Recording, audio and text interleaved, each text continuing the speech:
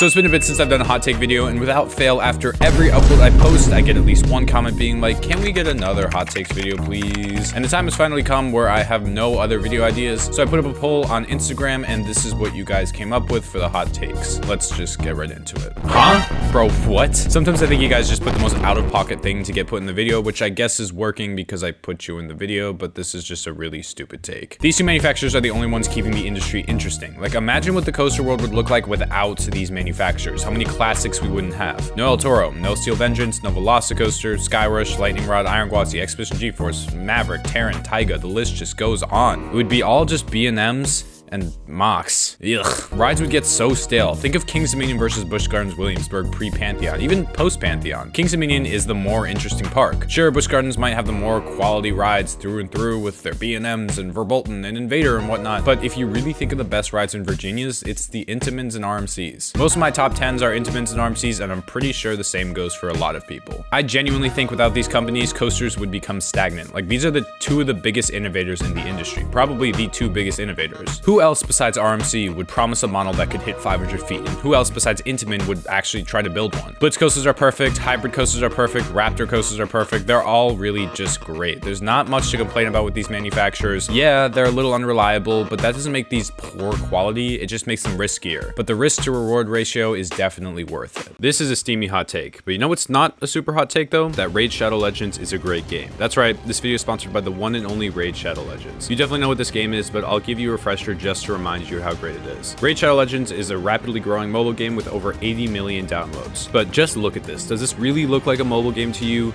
No, it's gorgeous. As a self-proclaimed animator myself, believe me when I say this is a really good looking game. It's clear a lot of time and effort went into making it look this good. Aside from the visuals though, the game is pretty addicting. They regularly update the game, so there's always something new for you, which makes it really hard to put down. You're basically battling opponents with different champions that all have unique abilities. These abilities can range from healing buffs to poison explosions. You can upgrade champions and mix and match to make a perfect team for deadly combinations. My personal favorite is Fully, not only because he comes in clutch and saves me every endgame, but he's also dripped out in purple gear. But if he's not for you, that's totally fine. There are over 650 other champions that are all different from one another. With all these options, there are infinitely many teams you can make to find the best one to fit your playing style. And the best part about it is you don't have to pay to play. Raid is completely free to download for mobile and PC, so what are you waiting for? I literally spelled out why you should get this game. It's Raid's 4th anniversary, so there's a ton of new content to dive into, free gifts, promo codes, events, and a brand new fusion event where you guys can get your hands on an anniversary-themed legendary champion. And if that didn't convince you, then the cherry on top is the QR code and link in the description. By using either of those, you will support the channel and it will get you crazy bonuses like energy refills, XP brews, and the champion Kelon the Shrike. You can also use my promo code 4YearsRaid to get 4 legendary skill tomes and more bonuses. So hit the link in the description, you definitely won't regret it.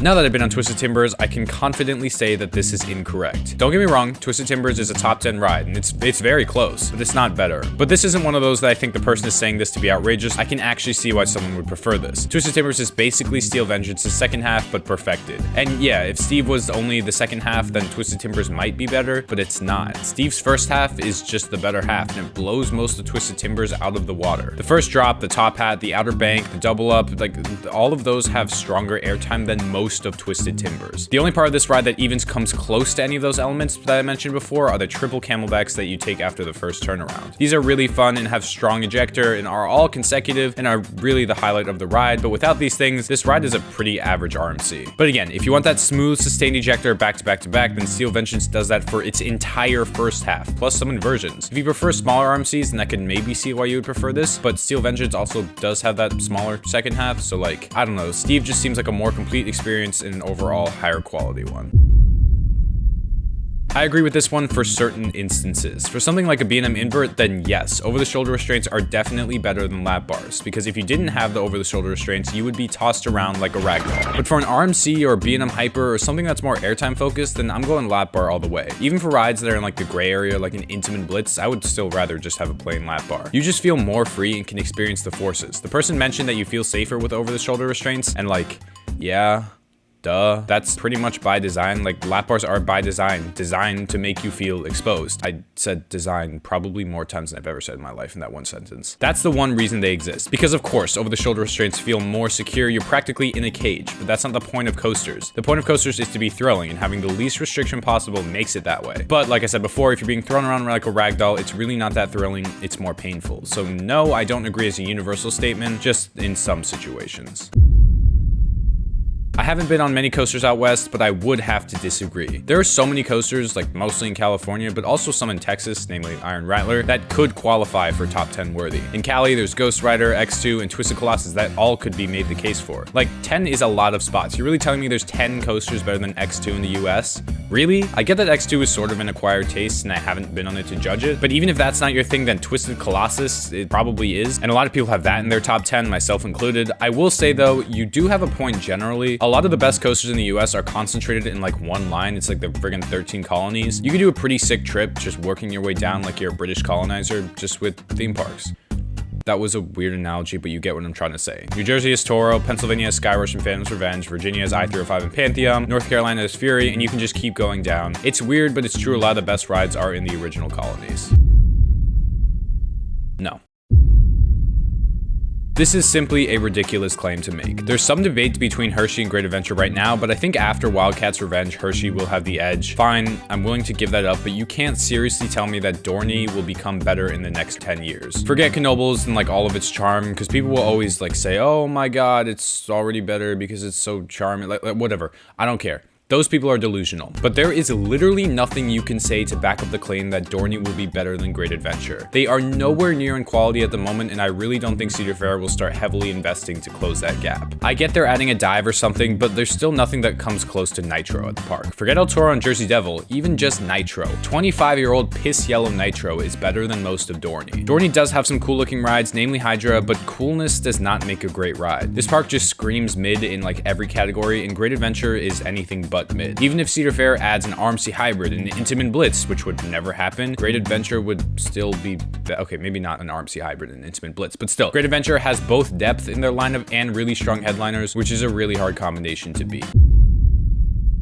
You guys really pulled through with some stupid takes this time. I can't even say these are like really hot takes anymore because it's just common sense that most of these aren't true, and this is one of them. The 5 coasters this person ranked above VelociCoaster are Iron Gwazi, Montu, Mako, Kumba, and Mind Blower. Okay, I can see the argument for like Iron Gwazi, Mako, and maybe Kumba. Maybe, but Montu and Mind Blower? Seriously? I get that some people are Montu meat riders, but even the perfect B&M invert couldn't beat a well-themed Intamin Blitz. And Mind Blower is just some random gravity group with an inversion in the middle. Like, I'm sure it's great, but it's not VelociCoaster. Now, I haven't been on Mind Blower personally, but I haven't been on Mako, Montu, and Kumba, and VelociCoaster blows all of them out of the water. Iron Gwazi might have a shot, but even that, I don't know if it could do it. Steve is already really close to a perfect RMC, so I don't know how much better Iron Gwazi really could be, if at all, and even Steel Vengeance isn't as good as VelociCoaster. I don't know, to me this sounds like it's coming from someone who hasn't rid VelociCoaster, or, you know, maybe any of the coasters on this list for that matter, and just want to say something based on POVs. Sounds familiar.